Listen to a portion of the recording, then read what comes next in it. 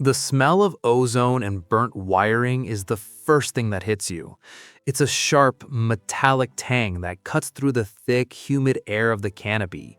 You're hanging upside down, your weight supported only by the nylon webbing of your harness, which is currently the only thing keeping you from dropping into the wreckage below.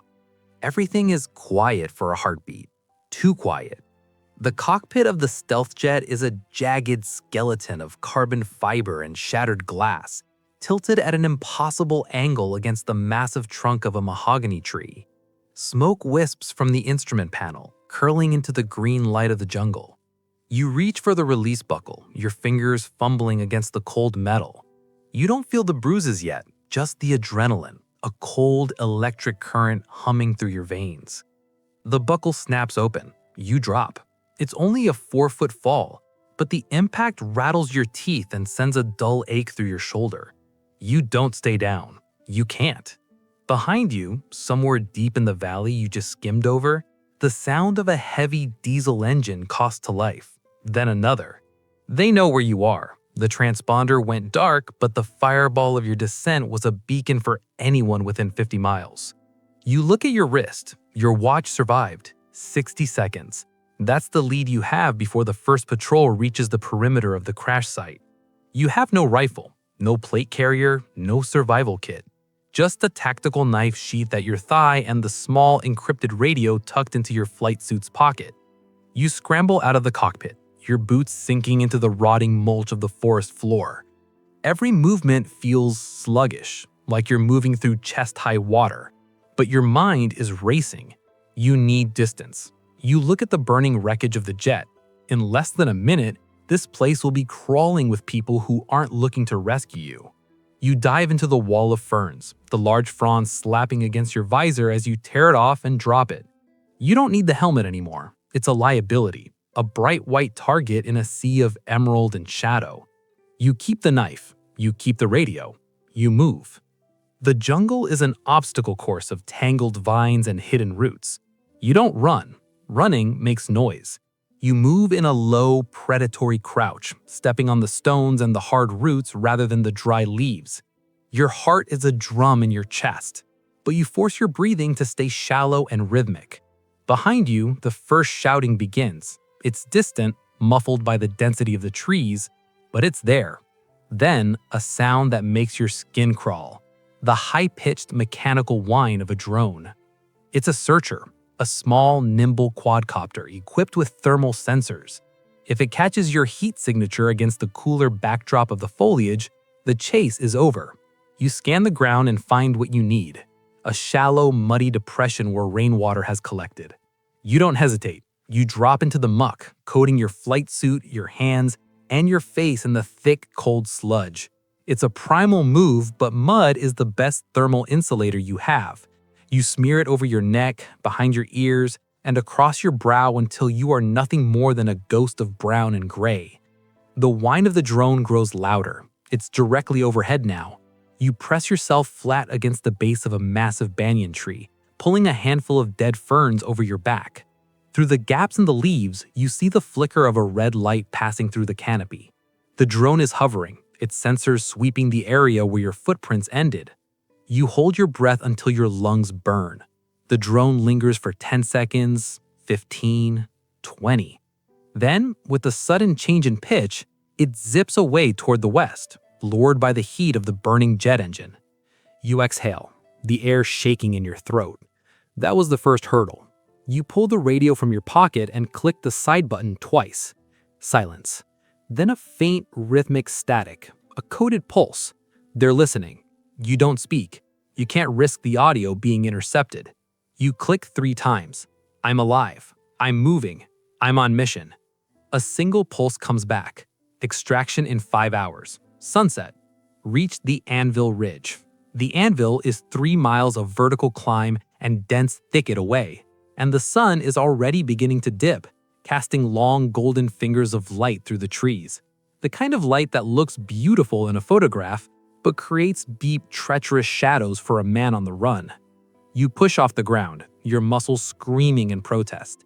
The adrenaline is starting to fade, replaced by the reality of the physical toll the crash took on you.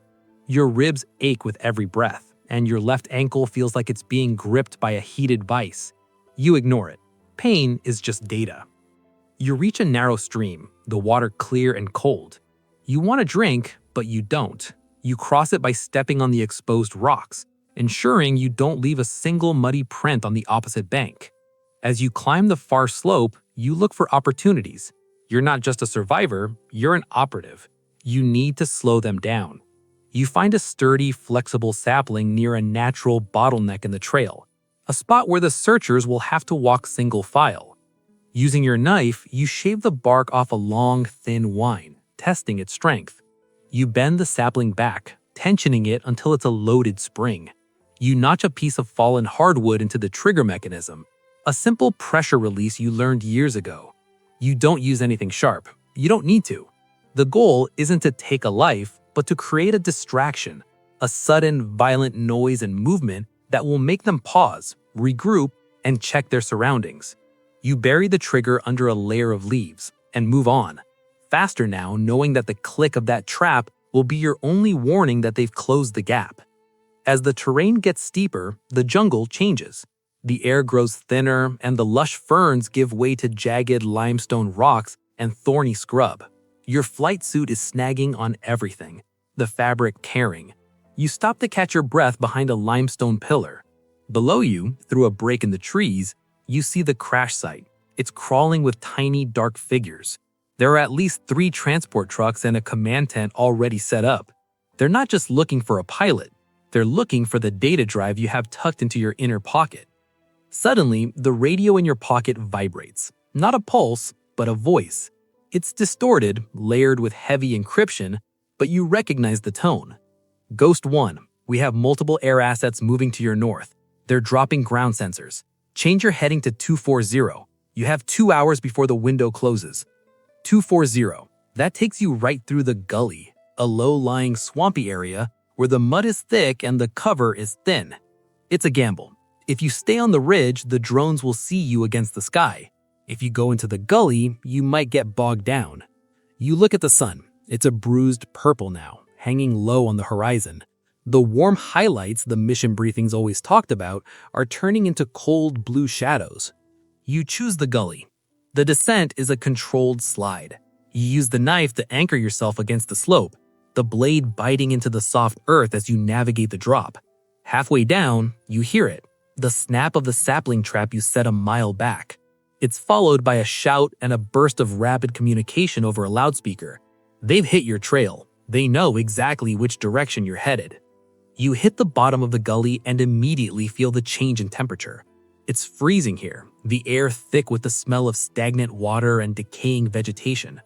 The ground is a sponge. Every step is a struggle to pull your boot free. You find a fallen log and walk along it, trying to stay above the mire.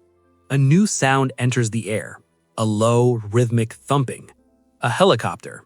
Not a rescue bird. This one is larger, heavier. It's a troop transport. They're leapfrogging you, trying to cut off the path to the extraction point. You look up and see the dark silhouette of the bird passing overhead. Its searchlight cutting a wide, blinding swath through the mist of the gully. You dive under the roots of a massive cypress tree, pressing your face into the cold water. The light sweeps over you, reflecting off the surface of the swamp just inches from your head.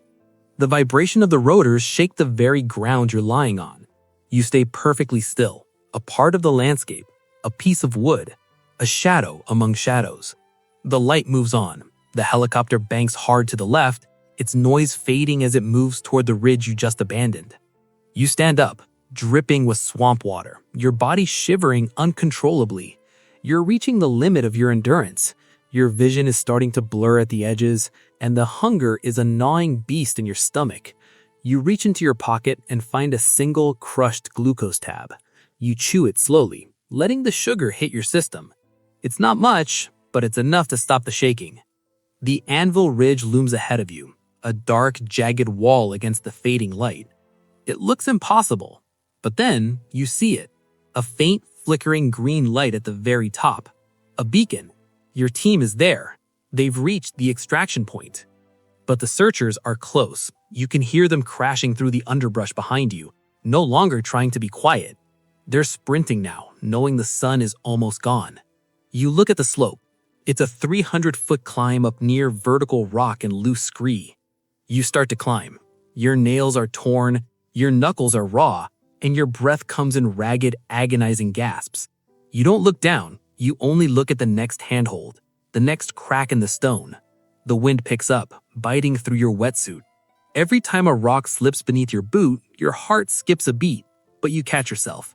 You're a machine. You are a ghost. You are going home. 50 feet from the top, a drone appears. It's not a small scout this time. It's a larger, armed variant, its lens glowing with a sinister blue light as it locks onto your movement. It hovers 30 feet away, its rotors kicking up a storm of grit and dust. You can see the camera swivel, focusing on your face. You're trapped on the face of the cliff. There's nowhere to hide.